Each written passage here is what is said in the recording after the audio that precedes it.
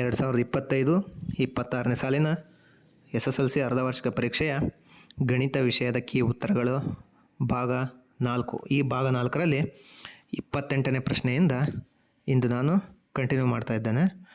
ಮೊದಲಿಗೆ 28ನೇ ಪ್ರಶ್ನೆ ಏನಿದೆಯಪ್ಪ ಅಂದರೆ x² + 7x + 12 ಈ ಶೋಧಕವನ್ನು ಈ ಒಂದು ವರ್ಗ ಸಮೀಕರಣದ ಶೋಧಕ ಕಂಡುಹಿಡಿಯಿರಿ ಅಂತ ಇದೆ.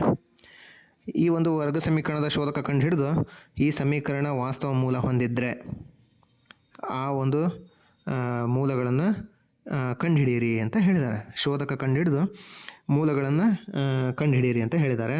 ಅದರ ಪ್ರಕಾರ ನಾನು ಈ ಒಂದು ವರ್ಗ ಸಮೀಕರಣದಲ್ಲಿ ಎ ಬೆಲೆ 1 ಅಂತ ಬರ್ಕೊತಿದ್ದೀನಿ, ಬಿ ಬೆಲೆ 7 ಅಂತ ಬರ್ಕೊಂಡಿದ್ದೀನಿ, ಸಿ ಬೆಲೆ 12 ಅಂತ ಬರ್ಕೊಂಡಿದ್ದೀನಿ. ಈ ಒಂದು ಶೋಧಕದ ಸೂತ್ರ ಹಾಕ್ಕೊಂಡಿದ್ದೀನಿ. ಶೋಧಕ = ಡೆಲ್ಟಾ. ಶೋಧಕ ಅಂದರೆ ಡೆಲ್ಟಾ = b² - 4ac ಈ ಸೂತ್ರವನ್ನು ಬರ್ಕೊಂಡಿದ್ದೀನಿ. ಸೂತ್ರದ ಅನ್ವಯ ಬಿ ಬೆಲೆನ ಅಪ್ಲೈ ಮಾಡಿದ್ದೀನಿ. ಬಿ ಬೆಲೆ 7 ಆಗಿದೆ, ಹಾಗಾಗಿ 7² - 4 × ಎ ಬೆಲೆ 1 × ಸಿ ಬೆಲೆ 12 ಬರ್ಕೊಂಡಿದ್ದೀನಿ. ದೇರ್ಫೋರ್ ಡೆಲ್ಟಾ = 7² ಅಂದರೆ 7 49 ಆಗುತ್ತೆ, ಮೈನಸ್ 4 4 4 12 ಅಥವಾ 12 4 48 ಆಗುತ್ತೆ. ದೇರ್ಫೋರ್ ಶೋಧಕ ಅಂದರೆ ಡೆಲ್ಟಾ = 49ರಲ್ಲಿ 48 ಕಳೆದ್ರೆ 1 ಆಗುತ್ತೆ. ಈ ಶೋಧಕವು ಏನಾಗಿದೆ, ಡೆಲ್ಟಾ 0ಗಿಂತ ದೊಡ್ಡದಾಗಿದೆ.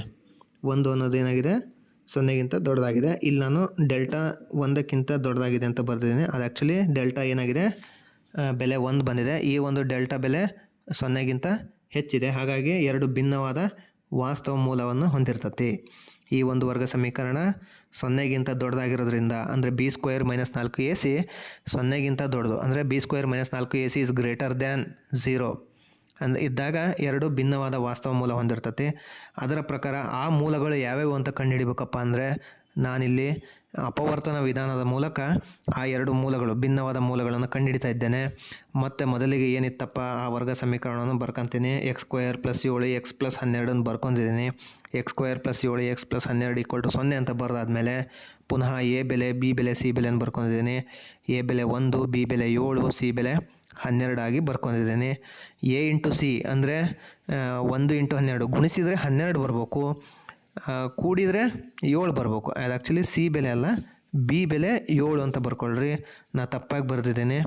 ಎ ಇಂಟು ಸಿ ಅಂದರೆ 12, ಬಿ ಬೆಲೆ ಅಲ್ಲಿ ಸಿ = 7 ಅಂತಿದೆ, ಅದನ್ನು ನೀವು ಸರಿ ಮಾಡ್ಕೊಳ್ರಿ. ಬಿ = 7 ಅಂತ ಬರ್ಕೊಳ್ರಿ. ಅಂದರೆ ಗುಣಿಸಿದರೆ 12 ಬರಬೇಕು, ಕೂಡಿದರೆ 7 ಬರಬೇಕು. ಆ ಎರಡು ಸಂಖ್ಯೆ ಯಾವುದಪ್ಪ ಅಂದರೆ 3 4 12, 3 + 4 7 ಆಗುತ್ತೆ. ಈ ಒಂದು ವರ್ಗ ಸಮೀಕರಣದಲ್ಲಿ ಮಧ್ಯದ ಪದವಾಗಿರುವಂತಹ 7x ನಾನು ತೆಗೆದು +3x + 4x ಅಂತ ಬರ್ಕೊಂಡಿದ್ದೀನಿ. ದೇರ್ಫೋರ್ ಏನಾಗುತ್ತಪ್ಪ ಅಂದರೆ ಫೈನಲ್ ಆಗಿ x² + 3x + 4x + 12 = 0 ಆಗುತ್ತೆ. ಇಲ್ಲಿ x² + 3xರಲ್ಲಿ x² ಅಲ್ಲೂ ಒಂದು x ಇದೆ, 3xಲ್ಲೂ ಒಂದು x ಇದೆ. xನ ಸಾಮಾನ್ಯವಾಗಿ ತೆಗೆದುಕೊಂಡಾಗ x + 3 ಅಂತ ಬರ್ಕೊತೀನಿ. ನೆಕ್ಸ್ಟ್ 4x + 12 ಅಂತಿದೆಯಲ್ಲ, ಅಲ್ಲಿ 12 ಅನ್ನೋದು 4ರ ಮಗ್ಗಿಯಲ್ಲಿ ಹೋಗುತ್ತೆ. 12ನ ನಾನು 4 3 ಅಂತ ಬರ್ಕೊತೀನಿ. 4xಲ್ಲಿ 4 ಇದೆ, 4 3 12 ಅಂತಿದೆಯಲ್ಲ, ಅಲ್ಲೂ 4 ಇದೆ. 4ನ ಸಾಮಾನ್ಯವಾಗಿ ತೆಗೆದಾಗ x + 3 ಬರುತ್ತೆ. ದೇರ್ಫೋರ್ ನಮಗೆ ಶೂನ್ಯತೆಗಳು ಸಿಗ್ತಾವೆ ನೋಡ್ರಿ. x + 3 = 0 ಆದಾಗ x = -3 ಆಗುತ್ತೆ. ಇನ್ನೊಂದು ಶೂನ್ಯತೆ x + 4 = 0 ಆದಾಗ x = -4 ಆಗುತ್ತೆ. ಹಾಗಾಗಿ ಈ ಒಂದು ಕೊಟ್ಟಿರುವ ವರ್ಗ ಸಮೀಕರಣದಲ್ಲಿ ಶೋಧಕ ಕಂಡುಹಿಡಿದೆ. ಆ ಶೋಧಕ 0ಕ್ಕಿಂತ ದೊಡ್ಡದಿದೆ. ಮತ್ತು ಶೋಧಕ 0ಕ್ಕಿಂತ ದೊಡ್ಡದಿದ್ದಾಗ ಎರಡು ಭಿನ್ನವಾದ ವಾಸ್ತವ ಮೂಲವನ್ನು ಹೊಂದಿರ್ತತಿ. ಅದರ ಪ್ರಕಾರ ಎರಡು ಭಿನ್ನವಾದ ಮೂಲ ಬಂದಿದೆ ನೋಡ್ರಿ. x = -3 ಬಂದಿದೆ, ಇನ್ನೊಂದು x = -4 ಬಂದಿದೆ. ಇದಿಷ್ಟು 28ನೇ ಪ್ರಶ್ನೆಗೆ ಉತ್ತರ ಆಗಿದೆ. ನೆಕ್ಸ್ಟ್ 29ನೇ ಪ್ರಶ್ನೆ ಏನು ಹೇಳುತ್ತಪ್ಪ ಅಂದರೆ 5 ವರ್ಷಗಳ ಬಳಿಕ ಎ ವಯಸ್ಸು ಅವನ ಮಗನ ವಯಸ್ಸಿಗಿಂತ 3ರಷ್ಟು ಆಗಿರುತ್ತೆ ಅಂತ ಹೇಳಿದ್ದಾರೆ ಅವರು. ಅಂದರೆ 5 ವರ್ಷದ ನಂತರ, ಅದೇ 5 ವರ್ಷಗಳ ಹಿಂದೆ ಅದೇ ಎನ ವಯಸ್ಸು ಮಗನ ವಯಸ್ಸಿನ 7ರಷ್ಟಿದೆ ಅಂತ ಹೇಳಿದ್ದಾರೆ. ಹಾಗಾದರೆ ಅವರಿಬ್ಬರ ಈಗಿನ ವಯಸ್ಸು ಕಂಡುಹಿಡಿಯಿರಿ. ಈ ರೀತಿ ವಯಸ್ಸಿನ ಲೆಕ್ಕಗಳನ್ನು ಕೇಳಿದಾಗ ನೀವು ಮೊದಲು ಅವರು ಎಷ್ಟು ವರ್ಷದ ಮುಂಚೆ ಅಥವಾ ಎಷ್ಟು ವರ್ಷದ ಹಿಂದೆ ಅಂತ ಬರ್ಕೊಳೋದಕ್ಕಿಂತ ಪ್ರಸ್ತುತ ವಯಸ್ಸನ್ನು ಬರ್ಕೋಬೇಕು. ಯಾವಾಗಲೂ ಪ್ರಸ್ತುತ ವಯಸ್ಸನ್ನು ಬರ್ಕೊಂಡ್ರೆ ನಿಮಗೆ ಮುಂದಿನ ವಯಸ್ಸನ್ನು ಬರ್ಕೊಳಕ್ಕೆ ಅನುಕೂಲ ಆಗುತ್ತೆ, ಅಥವಾ ಹಿಂದಿನ ವಯಸ್ಸನ್ನು ಬರ್ಕೊಳ್ಳೋಕ್ಕೆ ಅನುಕೂಲ ಆಗುತ್ತೆ. ಹಾಗಾಗಿ ನಾನು ಎ ವ್ಯಕ್ತಿಯ ಪ್ರಸ್ತುತ ವಯಸ್ಸು x ಆಗಿರಲಿ ಅಂತ ಬರ್ಕೊಂಡಿದ್ದೀನಿ. ಅದೇ ರೀತಿ ಎ ವ್ಯಕ್ತಿಯ ಮಗನ ವಯಸ್ಸು ಪ್ರಸ್ತುತ ವಯಸ್ಸು y ಆಗಿರಲಿ ಅಂತ ಬರ್ಕೊಂಡಿದ್ದೀನಿ. ಅದಾದಮೇಲೆ 5 ವರ್ಷಗಳ ಬಳಿಕ ಅಂದರೆ 5 ವರ್ಷಗಳ ನಂತರ ಅಂದರೆ +5 ಅಂತ ಬರ್ಕೊತೀನಿ. 5 ವರ್ಷಗಳ ಹಿಂದೆ ಅಂದರೆ -5 ಬರ್ಕೊತಿದ್ದೆ. ಆದರೆ ಪ್ರಶ್ನೆಯಲ್ಲಿ 5 ವರ್ಷಗಳ ಬಳಿಕ ಅಂತ ಕೇಳಿದ್ದಾರೆ. ಹಾಗಾಗಿ 5 ವರ್ಷಗಳ ಬಳಿಕ ಎ ವ್ಯಕ್ತಿಯ ವಯಸ್ಸು x+5 ಆಗುತ್ತೆ. ಅದೇ ಆ ಎ ವ್ಯಕ್ತಿಯ ಮಗನ ವಯಸ್ಸು y+5 ಆಗತ್ತೆ. ಹಾಗಾದರೆ ಮೊದಲ ಟರ್ಮ್ ಏನಿದೆ 5 ವರ್ಷಗಳ ಬಳಿಕ ಎ ವಯಸ್ಸು ಮಗನ ವಯಸ್ಸಿಗಿಂತ 3 ಅಂತ ಹೇಳಿದ್ರಲ್ಲ, ಆ ಒಂದು ಪ್ರಶ್ನೆ ಪ್ರಕಾರ ಬರ್ಕೊತೀನಿ. 5 ವರ್ಷಗಳ ಬಳಿಕ ಅಂದರೆ ತಂದೆ ವಯಸ್ಸು x+5 ಆಗಿರುತ್ತೆ, ಮಗನ ವಯಸ್ಸು y+5 ಆಗಿರುತ್ತೆ. ಆದರೆ ಮಗನ ವಯಸ್ಸಿನ 3 ಪಟ್ಟಾಗಿತ್ತಂತೆ ಎ ವಯಸ್ಸು. ಹಾಗಾಗಿ 3ರಷ್ಟು ಅಂತ ಇದ್ದಾಗ 8 ಅಂತ ಬರ್ಕೊತೀನಿ, ಅಥವಾ 3 ಪಟ್ಟು ಅಂತಿದ್ದಾಗ 8 ಅಂತ ಬರ್ಕೊತೀನಿ. ಹಾಗಾಗಿ 3 × y+5 ಅಂತ ಬರ್ಕೊತಿದ್ದೀನಿ. x+5 ಹಾಗೇ ಇರಲಿ. 3ಅನ್ನು y ಜೊತೆ ಗುಣಿಸ್ರಿ, ಪ್ಲಸ್ಗೆ ಪ್ಲಸ್. ಅದೇ 3ನ 5 ಜೊತೆ ಗುಣಿಸ್ರಿ, ಏನಾಗುತ್ತೆ? x+5 = 3y. 3 × 5 15 ಆಗುತ್ತೆ. x+5 = 3y+15 ಆಗುತ್ತೆ. ಈ ಒಂದು ಸಮೀಕರಣವನ್ನು ಅಬ್ಸರ್ವ್ ಮಾಡಿರಿ. ಎಕ್ಸ್ ಮತ್ತು ವೈನ ಒಂದು ಕಡೆಗೆ ಬರ್ಕೊಳ್ಳೋಣ, ಅಂಕೆಗಳನ್ನು ಒಂದು ಕಡೆಗೆ ಬರ್ಕೊಳ್ಳೋಣ, ಸಂಖ್ಯೆಗಳನ್ನು. ಹಾಗಾಗಿ ಬಲಭಾಗದಲ್ಲಿರುವ +3y ಎಡಭಾಗದಾಗ ಬಂತು ಅಂದರೆ -3y ಆಗುತ್ತೆ. ಎಡಭಾಗದಲ್ಲಿರುವ +5 ಬಲಭಾಗಕ್ಕೆ ಹೋದರೆ -5 ಆಗುತ್ತೆ. ಅದರ ಪ್ರಕಾರ x - 3y = 15 - 5 ಬರ್ಕೊಂಡಿದ್ದೀನಿ. x - 3y ಹಾಗೇ ಇರಲಿ. 15ರಲ್ಲಿ 5 ಕಳೆದ್ರೆ 10 ಬರುತ್ತೆ. ದೇರ್ಫೋರ್ x - 3y = 10 ಆಗುತ್ತೆ. ಇದು ಸಮೀಕರಣ 1 ಬರ್ಕೊಂಡಿದ್ದೀನಿ. ಇದೇ ಪ್ರಶ್ನೆಯಲ್ಲಿ ಮುಂದುವರೆದು 5 ವರ್ಷಗಳ ಹಿಂದೆ ಅಂತಿದೆ ನೋಡ್ರಿ. ಆ ಕಾನ್ಸೆಪ್ಟನ್ನು ತಗೊಂತೀನಿ. ಈಗ 5 ವರ್ಷಗಳ ಹಿಂದೆ ಅಂದರೆ ಈಗಿನ ವಯಸ್ಸಿಗೆ -5 ಮಾಡೋದು. 5 ವರ್ಷಗಳ ಮುಂದೆ ಅಂದರೆ ಈಗಿನ ವಯಸ್ಸಿಗೆ +5 ಮಾಡ್ತಿದ್ದೆ. ಈಗ ಹಿಂದೆ ಕೇಳಿದ್ದಾರೆ. ಯಾವುದೇ ರೀತಿ ಮುಂದೆ ಕೇಳಿದಾಗ ಈಗಿನ ವಯಸ್ಸನ್ನು ಕನ್ಸಿಡರ್ ಮಾಡಬೇಕು. ಹಿಂದನ್ನು ಕೇಳಿದಾಗೂ ಕೂಡ ಈಗಿನ ವಯಸ್ಸನ್ನೇ ಕನ್ಸಿಡರ್ ಮಾಡಬೇಕಾಗತ್ತೆ. ಹಾಗಾಗಿ 5 ವರ್ಷಗಳ ಹಿಂದೆ ಅಂತ ಕೇಳಿದ್ದಾರೆ. ಹಾಗಾಗಿ ಪ್ರಸ್ತುತ ವಯಸ್ಸಲ್ಲಿ -5 ಮಾಡೋಣ. ಹಾಗಾಗಿ 5 ವರ್ಷಗಳ ಹಿಂದೆ ಎ ವ್ಯಕ್ತಿಯ ವಯಸ್ಸು x - 5 ಆಗ್ತತಿ. ಅದೇ ಮಗನ ವಯಸ್ಸು y - 5 ಆಗುತ್ತೆ 5 ವರ್ಷಗಳ ಹಿಂದೆ ಅಂದರೆ. 5 ವರ್ಷಗಳ ಹಿಂದೆ ಅಂದರೆ ಮೈನಸ್ ಅನ್ನೋ ಚಿಹ್ನೆ ಬಳಸ್ಕೊತೀನಿ, ಮುಂದೆ ಅಂದರೆ ಪ್ಲಸ್ ಅನ್ನೋ ಚಿಹ್ನೆ ಬಳಸ್ಕೊತೀನಿ. ಅದೇ ರೀತಿ ಆ ಒಂದು ಪ್ರಶ್ನೆಯಲ್ಲಿ ಏನು ಹೇಳಿದ್ದಾರೆ? 5 ವರ್ಷಗಳ ಹಿಂದೆ ಎ ವಯಸ್ಸು ಮಗನ ವಯಸ್ಸಿನ 7ರಷ್ಟಿದೆ ಅಂತ. ಹಾಗಾದರೆ 5 ವರ್ಷಗಳ ಹಿಂದೆ ತಂದೆಯ ವಯಸ್ಸು ಎ ವಯಸ್ಸು x - 5 ಇದೆ, ಮಗನ ವಯಸ್ಸು y - 5 ಆಗುತ್ತೆ. ಆದರೆ ಮಗನ ವಯಸ್ಸಿನ 7ರಷ್ಟಂತೆ. ಹಾಗಾಗಿ 7 × y - 5 ಬರ್ಕೊಂಡಿದ್ದೀನಿ. x - 5 ಹಾಗೇ ಇರಲಿ. 7ನ y ಜೊತೆ ಗುಣಿಸ್ರಿ, ಮೈನಸ್ಗೆ ಮೈನಸ್ ಹಾಗೆ ಬರಲಿ. ಅದೇ 7ನ 5 ಜೊತೆ ಗುಣಿಸ್ರಿ, ಏನಾಗುತ್ತಪ್ಪ ಅಂದರೆ x - 5 = 7y. 7 × 5 35. ಪುನಃ ಆ ಸಮೀಕರಣ 1ನ್ನು ಮ್ಯಾಚ್ ಮಾಡಿದ್ವಲ್ಲ, ಆ ರೀತಿ ಎಡಭಾಗದಲ್ಲಿ x ಮತ್ತು y ನ ಟರ್ಮ್ ಬರ್ಕೊಳ್ಳೋಣ, ಬಲಭಾಗದಲ್ಲಿ ಅಂಕೆಗಳನ್ನು ಬರ್ಕೊಳ್ಳೋಣ. ಹಾಗಾಗಿ x ಹಾಗೇ ಇರಲಿ. ಆ ಬಲಗಡೆ ಇರುವ 7y, ಆ 7y ಹೆಂಗಿದೆ? +7y ರೀತಿ ಇದೆ. ಎಡಗಡೆ ತಗೊಂಡಾಗ ಏನಾಗುತ್ತೆ? -7y ಆಗುತ್ತೆ. ಆ -35 ಹಾಗೇ ಇರಲಿ. -5 ಬಲಗಡೆ ಹೋದಾಗ +5 ಆಗುತ್ತೆ. ಅವಾಗ ಏನಾಗುತ್ತಪ್ಪ ಅಂದರೆ x - 7y = -35 +5 ಆಗುತ್ತೆ. x - 7y ಹಾಗೇ ಇರಲಿ. ಆದರೆ ಇಲ್ಲಿ ನೋಡಿರಿ, ಒಂದು ಮೈನಸ್ ಇದೆ, ಒಂದು ಪ್ಲಸ್ ಇದೆ. ಯಾವುದೇ ಒಂದು ಸಂಖ್ಯೆ ಒಂದು ಮೈನಸ್ ಒಂದು ಪ್ಲಸ್ ಇದ್ದರೆ ಕಳಿಬೇಕು ಅಂತ ತಿಳ್ಕೊಳ್ರಿ. ಕಳೆದಾದಮೇಲೆ ಅವೆರಡರಲ್ಲಿ ದೊಡ್ಡ ಸಂಖ್ಯೆ ಯಾವುದಿದೆ ಅದರ ಮುಂದಿರೋ ಚಿಹ್ನೆನ ಬರೀಬೇಕು. ಒಂದು ಮೈನಸ್ ಒಂದು ಪ್ಲಸ್ ಇದ್ದಾಗ ಕಳೀರಿ. 35ರಾಗ 5 ಕಳೆದ್ರೆ 30. ಅದ್ರ ದೊಡ್ಡ ಸಂಖ್ಯೆ ಯಾವುದು? 35. ಅದರ ಮುಂದಿರೋ ಚಿಹ್ನೆ ಯಾವುದು? ಮೈನಸ್. ಹಾಗಾಗಿ -30 ಬರೆದಿದ್ದೀನಿ.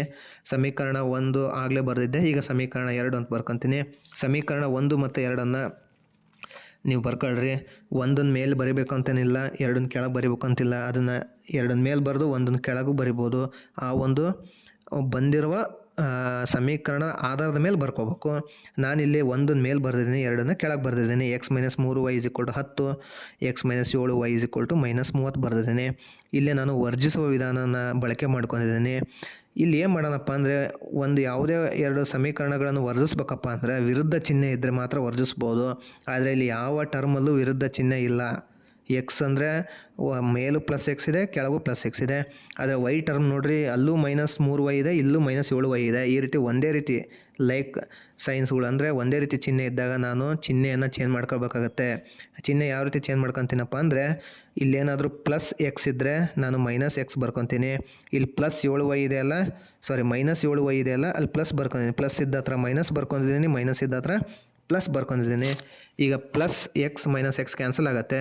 -3 + 7 ಅಂದರೆ ಒಂದು ಮೈನಸ್ ಒಂದು ಪ್ಲಸ್ ಇದ್ದಾಗ ಕಳಿಬೇಕು. 7ರ 3 ಕಳೆದ್ರೆ 4, ದೊಡ್ಡ ಸಂಖ್ಯೆ 7, ಅದ್ರ ಮುಂದೆ ಪ್ಲಸ್ ಐತಿ. ಹಾಗಾಗಿ -3 + 7 ಏನಾಗುತ್ತೆ? +4y ಆಗುತ್ತೆ.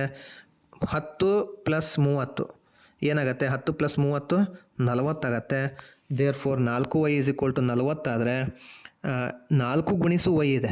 ಬಲಗಡೆ ಹೋದಾಗ ಆ ಗುಣಿಸು 4 ಏನಾಗುತ್ತೆ, ಭಾಗಿಸು 4 ಆಗುತ್ತೆ. ಹಾಗಾಗಿ ವೈ ಈಸ್ ಈಕ್ವಲ್ ಟು 40 ಭಾಗಿಸು 4 ಆಯಿತು.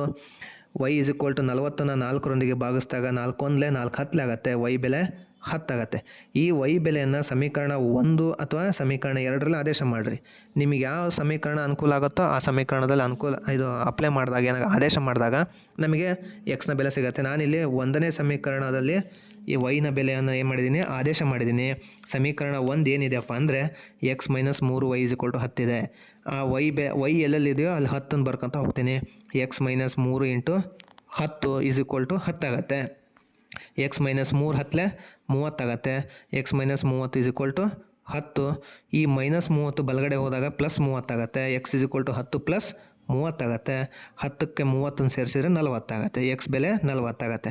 ಈ ಪ್ರಶ್ನೆ ಸ್ಟಾರ್ಟಿಂಗಲ್ಲೇ ಹೇಳಿದ್ದೆ, ಎಕ್ಸ್ ಅಂದರೆ ಯಾರು, ತಂದೆ ಆಗಿರಲಿ, ವೈ ಅಂದರೆ ಆ ಮಗ ಆಗಿರಲಿ ಅಂತ ತಗೊಂಡಿದ್ದೆ.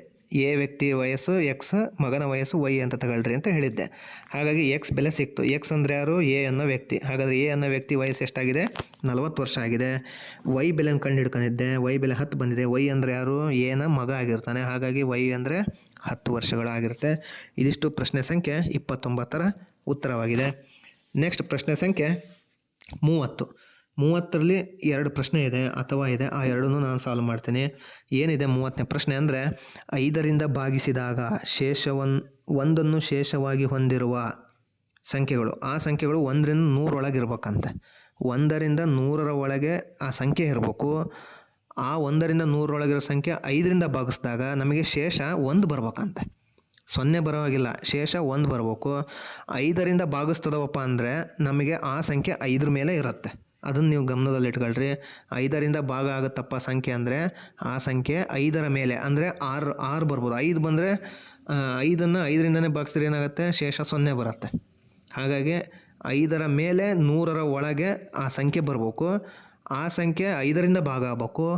ಆ ಸಂಖ್ಯೆ 5ರಿಂದ ಭಾಗ ಆದಾಗ ಶೇಷ 1 ಉಳಿಬೇಕಂತೆ. ಅಂಥ ಸಂಖ್ಯೆಗಳನ್ನು ಒಂದು ಕಡೆಗೆ ಬರ್ಕೊಂಡು ಅವುಗಳನ್ನು ಆ 5ರಿಂದ 100 ಒಳಗಿರೋ ಸಂಖ್ಯೆಗಳನ್ನು ಕೂಡಿದಾಗ ಎಷ್ಟು ಬರುತ್ತೆ ಮೊತ್ತನ ಸೂತ್ರ ಸಹಾಯದಿಂದ ಕಂಡುಹಿಡಿಯಿರಿ ಅಂತ ಹೇಳಿದ್ದಾರೆ.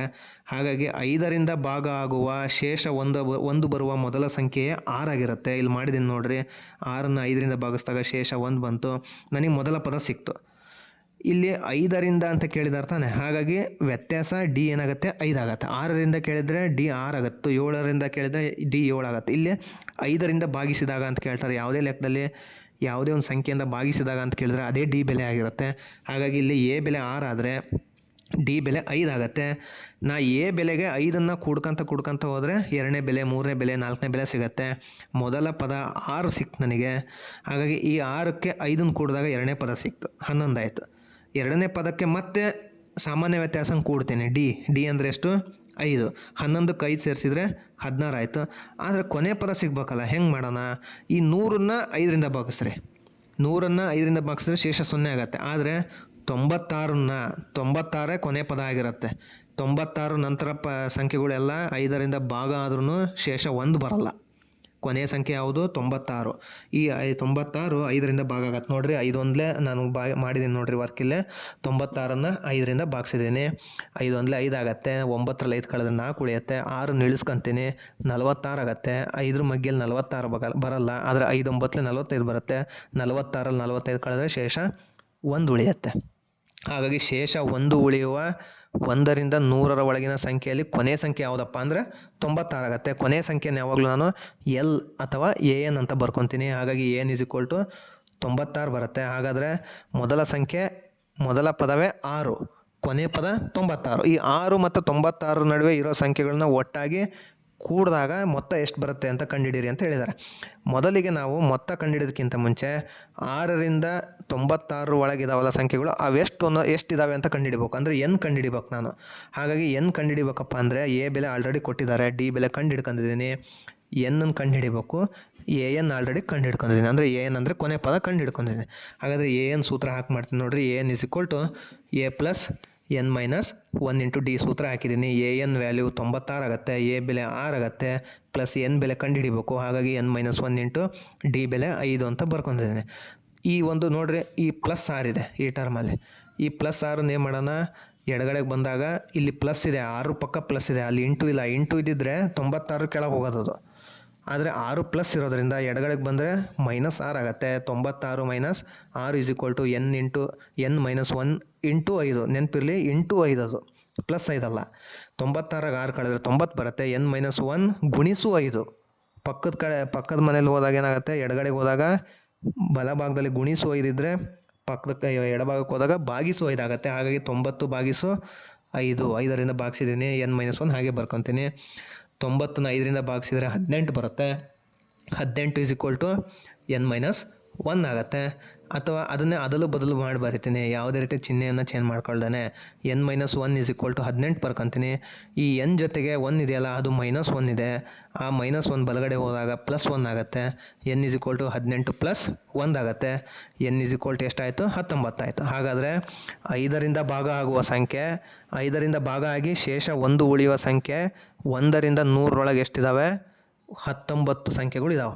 ಈ 19 ಸಂಖ್ಯೆಗಳ ಮೊತ್ತ ಕಂಡುಹಿಡಿಬೇಕು. ಈಗ ನಾನು ಅವು ಇನ್ ಬಿಟ್ವೀನ್ 5 and 96 ಅಂದರೆ 5ರಿಂದ ಭಾಗ ಆಗೋದು, ಶೇಷ 1 ಉಳಿಬೇಕಪ್ಪ ಅಂದರೆ 6ರಿಂದ ಸ್ಟಾರ್ಟ್ ಆಗುತ್ತೆ, 96ಕ್ಕೆ ಕೊನೆಗೊಳ್ಳುತ್ತೆ.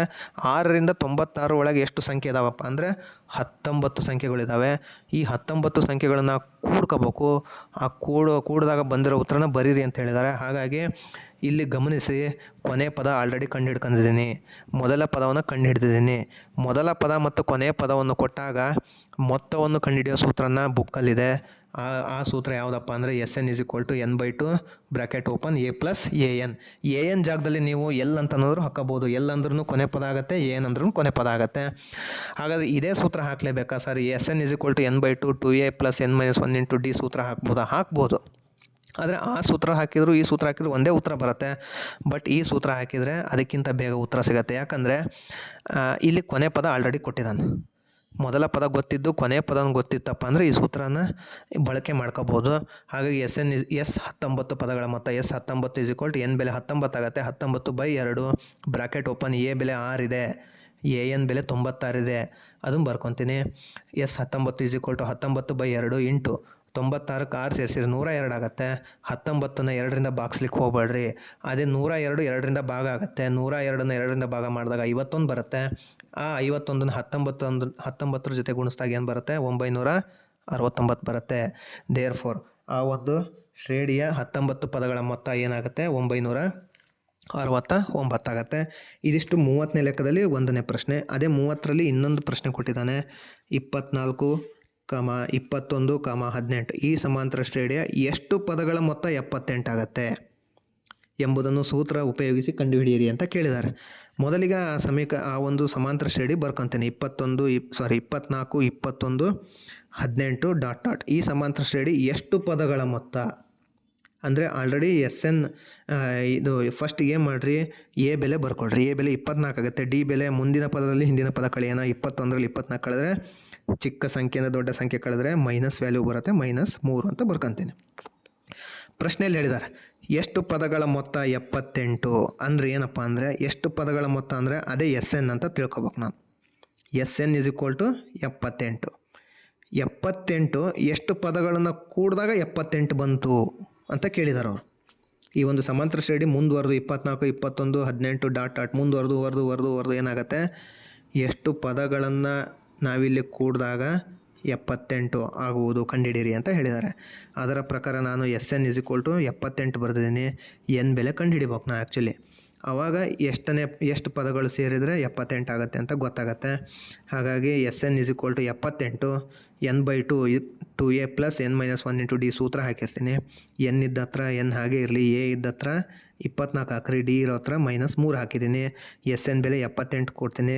78 = n/2 bracket open 2 a value ಏನಾಗುತ್ತೆ 24 ಆಗುತ್ತೆ. ಪ್ಲಸ್ ಯಾವುದೇ ಕಾರಣಕ್ಕೂ ಬ್ರ್ಯಾಕೆಟ್ಗಳನ್ನು ಯೂಸ್ ಮಾಡಿರಿ. ಕೆಲವೊಂದು ವಿದ್ಯಾರ್ಥಿಗಳು ಏನು ಮಾಡ್ತಾರೆ, ಬ್ರ್ಯಾಕೆಟ್ ಸ್ಟಾರ್ಟ್ ಮಾಡ್ತಾರೆ, ಎಂಡ್ ಮಾಡೋದಿಲ್ಲ. ಅಥವಾ ಕೆಲವೊಂದು ವಿದ್ಯಾರ್ಥಿಗಳು ಬ್ರ್ಯಾಕೆಟ್ ಯೂಸೇ ಮಾಡೋದಿಲ್ಲ. ಬ್ರ್ಯಾಕೆಟ್ಗಳನ್ನ ಬಳಕೆ ಮಾಡ್ಕೊಂಡಾಗ ಸುಲಭವಾಗಿ ನಾವೇನು ಮಾಡ್ಬೋದು, ಲೆಕ್ಕಗಳನ್ನು ಮಾಡಲಿಕ್ಕೆ ಅನುಕೂಲ ಆಗುತ್ತೆ. ಹಾಗಾಗಿ 2 × 24 + n - 1 bracket open -3 bracket close ಮಾಡಿದ್ದೀನಿ. 78 = n/2 ಬ್ರ್ಯಾಕೆಟ್ ಓಪನ್ 24 2 48 ಆಗುತ್ತೆ. ಪ್ಲಸ್ ಹಾಗೇ ಇರಲಿ. ಮತ್ತೊಂದು ಬ್ರ್ಯಾಕೆಟ್ ಓಪನ್ ಮಾಡಿ -3ರಿಂದ ಎನ್ನನ್ನು ಗುಣಿಸಿದ್ದೀನಿ. ಅದೇ -3ರಿಂದ 1 ಗುಣಿಸಿದ್ದೀನಿ. -3 into N -3n minus into minus plus ಆಗುತ್ತೆ. 3 1 3 ಆಗುತ್ತೆ. ಇಲ್ಲಿ ಹಾಗೆ ಇಟ್ಕೊಳ್ರಿ. 78 n/2 48 plus 3n plus -3n plus 3 ಅಂತ ಬರ್ಕೊಳ್ರಿ. ಇಲ್ಲಿ n/2 ಅಂತಿದೆ. ಭಾಗಿಸು 2 ಇದೆ. ಪಕ್ಕದ ಎಡಗಡೆಗೆ ಹೋದಾಗ ಗುಣಿಸು 2 ಆಗುತ್ತೆ. 78 ಗುಣಿಸು 2 n ಇಂಟು 48 ಮತ್ತು 3ನ ಜೊತೆಗೆ ಬರ್ಕೊಂಡಿದ್ದೀನಿ. ಯಾಕಂದರೆ ಅಂಕೆಗಳನ್ನು ಒಂದು ಕಡೆಗೆ ಬರ್ಕೊತೀನಿ. 48 ಪ್ಲಸ್ 3 ಬರ್ಕೊಂಡು ಆ 3n ಚಿಹ್ನೆ ಸಮೇತನೇ ಲಾಸ್ಟಿಗೆ ಬರ್ಕೊತೀನಿ. -3n ಅಂತ ಬರ್ಕೊತೀನಿ. 78ನ 2ರಿಂದ ಗುಣಿಸ್ದಾಗ ಏನಾಗುತ್ತೆ? 156 ಆಗುತ್ತೆ. 156 n ಹಾಗೆ ಇರಲಿ. 48ಕ್ಕೆ 3 ಸೇರಿಸಿದರೆ 51 ಆಗುತ್ತೆ. -3n. ನೆಕ್ಸ್ಟ್ ಏನು ಮಾಡ್ತೀನಪ್ಪ ಅಂದರೆ 156 n 51 ಜೊತೆ ಗುಣಿಸ್ಕೊತೀನಿ. ಅದೇ n 3n ಜೊತೆಗೂ ಗುಣಿಸಿದ್ದೀನಿ. n 51 ಜೊತೆ ಗುಣಿಸಿದಾಗ 51 n ಆಗುತ್ತೆ. ಮೈನಸ್ಸಿಗೆ ಮೈನಸ್. ಅದೇ ರೀತಿ 3n into n 3n into n ನಾವು ಹೆಂಗೆ ಬರ್ಕೋಬೋದು? 3n² ಅಂತ ಬರ್ಕೊತೀನಿ. ದೇರ್ಫೋರ್ 156 51n -3n² ಅಂತ ಬರ್ಕೊತೀನಿ. ಈ ಸಮೀಕರಣವನ್ನು ಬದಲು ಮಾಡ್ತೀನಿ ಅಷ್ಟೇ. ಎಡಭಾಗದಲ್ಲಿದ್ದು ಬಲಭಾಗದಲ್ಲಿ ಬರಿತೀನಿ, ಬಲಭಾಗದಲ್ಲಿದ್ದು ಎಡಭಾಗದಲ್ಲಿ ಯಾವುದೇ ರೀತಿ ಚಿಹ್ನೆಯನ್ನು ಚೇಂಜ್ ಮಾಡದೆ ಬರ್ಕೊತೀನಿ. ಅವಾಗೇನಾಗುತ್ತೆ? 51n -3n² 156 ಆಗುತ್ತೆ. ಆ 156 ನಾನು ಎಡಗಡೆಗೆ ಬರ್ಕೊಂಡಾಗ ಪ್ಲಸ್ 156 ಇದ್ದರೆ -156 ಆಗುತ್ತೆ. -156 ಇತ್ತು ಅಂದರೆ ಪ್ಲಸ್ 156 ಆಗುತ್ತೆ. ಆದರೆ ಇಲ್ಲಿ ಪ್ಲಸ್ 156 ಇದೆ. ಎಡಭಾಗದಲ್ಲಿ ಬರ್ಕೊಂಡಾಗ -156 ಆಗುತ್ತೆ. ಅದರ ಪ್ರಕಾರ 51 -3n² -156 0 ಅಂತ ಬರೆದಿದ್ದೀನಿ. ಈ ಎಲ್ಲ ಪದಗಳು ನೋಡ್ರಿ ತ್ರಿಪದ ಇದೆ. ಈ ತ್ರಿಪದ ಅಷ್ಟು 51 ಎಲ್ಲ ಹಂತಗಳಲ್ಲೂ 3ರಿಂದ ಭಾಗ ಆಗ್ತವೆ. ಅವೆಲ್ಲ 51 ಕೂಡ 3ರಿಂದ ಭಾಗ ಆಗುತ್ತೆ. 3 ಕೂಡ 3ರಿಂದ ಭಾಗ ಆಗುತ್ತೆ. 156 3ರಿಂದ ಭಾಗ ಆಗುತ್ತೆ. ಹಾಗಾಗಿ ನಾನು ಭಾಗ ಮಾಡೋದಕ್ಕಿಂತ ಮುಂಚೆ ವರ್ಗ ಸಮೀಕರಣದ ಆದರ್ಶ ರೂಪದಲ್ಲಿ ಬರ್ತಿದ್ದೇನೆ. ವರ್ಗ ಸಮೀಕರಣದ ಆದರ್ಶ ರೂಪ ಏನಿದೆ? ax² + bx + c = 0 ಇದೆ. x² ಟರ್ಮ್ x² ಸಹಗುಣಕ ಮೊದಲಿಗೆ ಬರೆದು ನೆಕ್ಸ್ಟ್ x ನ ಸಹಗುಣಕ ಬರೆದು ಆಮೇಲೆ ಒಂದು ಸ್ಥಿರಾಂಕ ಬರೆದಿರ್ತೀನಿ. ಹಾಗಾಗಿ ಅದರ ಪ್ರಕಾರ -3n² ಯಾವುದೇ ರೀತಿ ಚಿಹ್ನೆಯನ್ನು ಹಾಗೆ ಚೇಂಜ್ ಮಾಡೋಂಗಿಲ್ಲ, ಹಾಗೆ ಬರ್ಕೋಬೇಕು. 3n² ಅಂತ ಬರಿಬಾರ್ದು. 3n² ಜೊತೆಗೆ ಮೈನಸ್ ಇದ್ದಾರೆ. ಹಾಗಾಗಿ -3n² ಪ್ಲಸ್ 51n -156 0 ಬರೆದಿದ್ದೀನಿ. ಆದರ್ಶ ರೂಪ ಯಾವಾಗಲೂ ಮೈನಸ್ಸಿಂದ ಸ್ಟಾರ್ಟ್ ಮಾಡೋದ್ರಿಂದ ಸರಿ ಅನಿಸೋದಿಲ್ಲ. ಅದು ಮೈನಸ್ಸಿಂದ ಸ್ಟಾರ್ಟ್ ಆಗೋದಿಲ್ಲ. ಹಾಗಾಗಿ ನಾನು ಎಲ್ಲ ಪದಗಳನ್ನು ಮೈನಸ್ಸಿಂದ ಗುಣಿಸ್ತೀನಿ. ಎಲ್ಲ ಪದಗಳು ಅಂದರೆ 3n ಮೈನಸ್ಸಿಂದ ಗುಣಿಸ್ತೀನಿ, 51 ಮೈನಸ್ಸಿಂದ ಗುಣಿಸ್ತೀನಿ, -156 ಮೈನಸ್ಸಿಂದ ಗುಣಿಸ್ತೀನಿ. ಅವಾಗ ಏನಾಗುತ್ತೆ?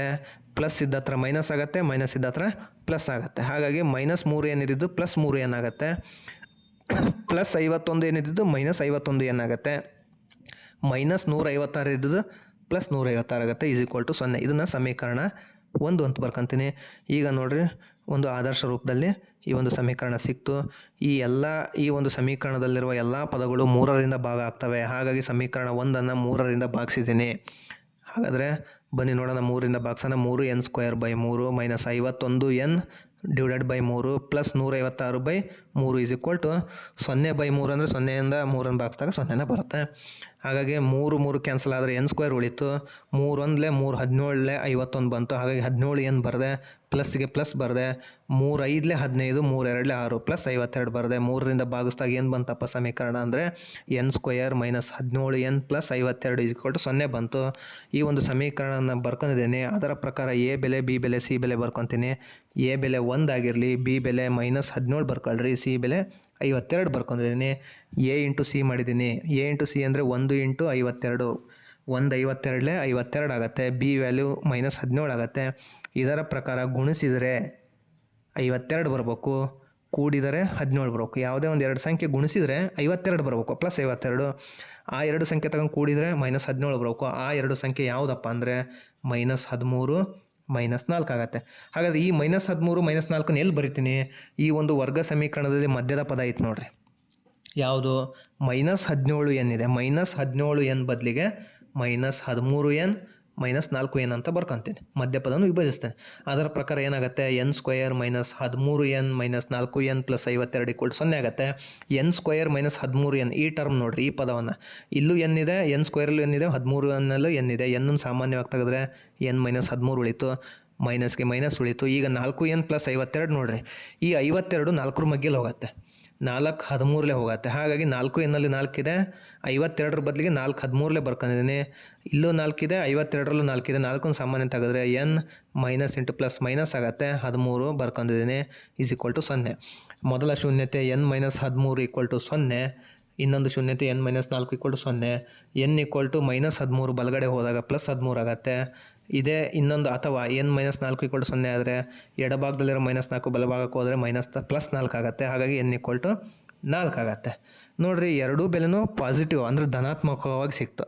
ಇವೆರಡರಲ್ಲಿ ಯಾವುದಾದ್ರೂ ಒಂದು ಬೆಲೆ ನೀವು ತಗೋಬೋದು.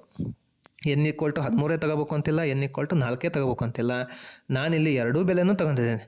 n = 13 ಆದಾಗ ಮೊತ್ತ ಎಷ್ಟಾಗುತ್ತೆ? n = 13 ಆದಾಗ 13 ಪದಗಳ ಮೊತ್ತ 78 ಆಗುತ್ತೆ. ಅದೇ n = 4 ತಗೊಂಡ್ರೆ, ಅಥವಾ n = 4 ತಗೊಂಡ್ರೆ 4 ಪದಗಳ ಮೊತ್ತ ಕೂಡ 78 ಆಗುತ್ತೆ. ಇದಿಷ್ಟು ಪ್ರಶ್ನೆ ಸಂಖ್ಯೆ 30ರ 1 ಅಥವಾ 2ನೇ ಪ್ರಶ್ನೆ ಸಾಲ್ವ್ ಮಾಡಿದ್ದೀನಿ. ಮುಂದಿನ ಭಾಗದಲ್ಲಿ 33ನೇ ಪ್ರಶ್ನೆಯನ್ನು 31, 32 ಮಾಡೋದಿಲ್ಲ, ನಾನು 33ನೇ ಪ್ರಶ್ನೆಯನ್ನು ಸಾಲ್ವ್ ಮಾಡ್ತೀನಿ ಅಂತ ಹೇಳ್ತಾ ಇಲ್ಲಿಗೆ ಈ ಒಂದು ವಿಡಿಯೋನ ಮುಗಿಸ್ತಾ ಇದ್ದೀನಿ. ಧನ್ಯವಾದಗಳು.